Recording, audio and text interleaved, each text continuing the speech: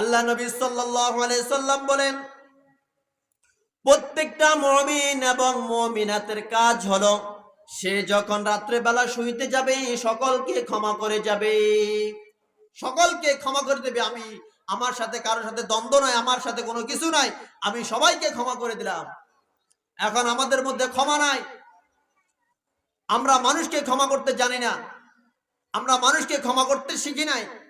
আমরা হইতে হবে দয়াবান, আমাদের মাঝে আমাদের অন্তর থাকতে হবে দয়া অনেক। 4 নম্বর হবে যেই নারী বেশি বেশি তওবা করে। আল্লাহ রাব্বুল আলামিন সূরা তাহরিমের মধ্যে বলেন, ইয়া আইয়ুহাল্লাযীনা আমানু তুবু ইলাল্লাহি তাওবাতান নসুহা।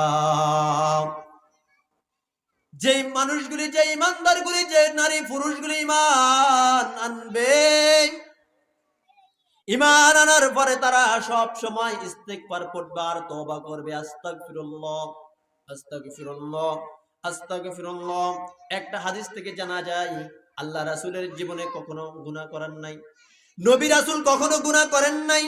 যখন তারা গুনাহ করেন নাই, গুনাহ করার না করার পরও আল্লাহর নবী দৈনিক 70 বার ইস্তিগফার পড়েছেন, 70 বার ইস্তিগফার পড়েছেন, 70 বার আল্লাহর কাছে তওবা করেছেন।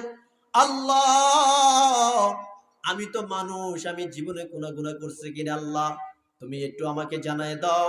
আল্লাহ বারবার বলতেন, নবী গো আপনি তো মাসুম, আপনার কোনো গুনাহ নাই, আপনি বারবার কেন আমার কাছে কাঁদতেছেন? আল্লাহ নবী বললেন, হে আমার আল্লাহ,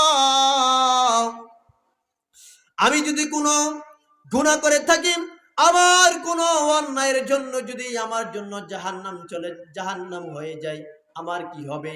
আমি আল্লাহ তোমার কাছে তওবা করি, পরবর্তীতে আমি তওবা করি, ইয়া উম্মতি, ইয়া উম্মতি, তুমি আমাকে ঘোষণা দিলে আমার কোনো গুনাহ নাই, কিন্তু আমার উম্মতের মধ্যে যে নারীগুলি থাকবে তাদের কি অবস্থা হবে?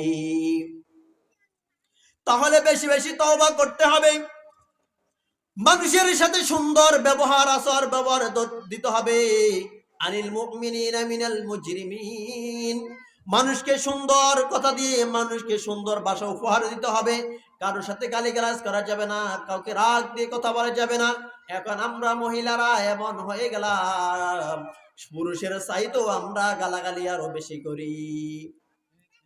জবানকে আমাদের হেফাজত করতে হবে, আমাদের জবানটাকে আমরা হেফাজত করতে হবে।